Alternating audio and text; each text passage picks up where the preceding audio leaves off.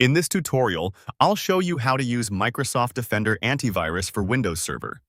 By the end, you'll know how to update antivirus definitions, run the right type of scan, manage exclusions safely, and review your protection history on Windows Server. First, update definitions so Microsoft Defender uses the latest threat intelligence. In Windows Security, go to Virus and Threat Protection. On this page, click Protection Updates. Now click Check for updates. Watch for the status to confirm that the latest definitions are installed. Wait here until the check completes so your next scans use up-to-date signatures. Next, run a scan to check your server. Still in Virus and Threat Protection, click Scan Options. Choose the scan type that fits your situation. Select Quick Scan to check common threat locations and finish faster. Or select Full Scan to examine all files and drives. This is thorough, but can take longer. Select Custom Scan if you only want to target a specific drive or folder. After you've selected Quick, Full, or Custom, click Scan Now. Let the scan run to completion without closing the window.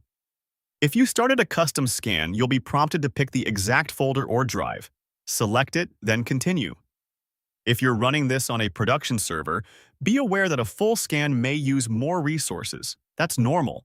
When the scan finishes, review the results shown on screen. Now manage exclusions for trusted items you don't want Defender to scan. Go to Virus and Threat Protection.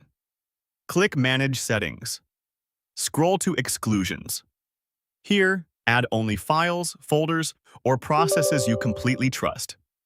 Click Add an exclusion, then choose File to exclude a single file, a folder to exclude everything inside a folder, or process to exclude a specific executable by name. Pick the item you want to exclude and confirm. Exclusions reduce scanning of those items, which can improve performance on known safe workloads, but they also reduce protection in those locations. If you're unsure, keep exclusions minimal and document what you add. You can repeat this to add more exclusions, or select an existing exclusion to remove it later if it's no longer needed. Finally, view your protection history to confirm actions and investigate detections. Open Virus and Threat Protection. Click Protection History. This page lists recent detections, blocked items, quarantined files, and any actions Defender took automatically. Use the filters to narrow down by severity or time if needed. You can expand any entry to see details such as the threat name, the affected file path, and the action taken. This view helps you verify that updates and scans are working and lets you confirm that legitimate items haven't been blocked. If you see expected detections from your recent scan, that confirms Microsoft Defender Antivirus is actively protecting your Windows server. At this point, you've updated definitions, run a scan, set exclusions where appropriate, and confirmed recent activity through protection history.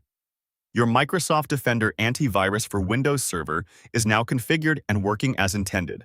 For more step-by-step tutorials like this, subscribe and check out the other guides available on the channel.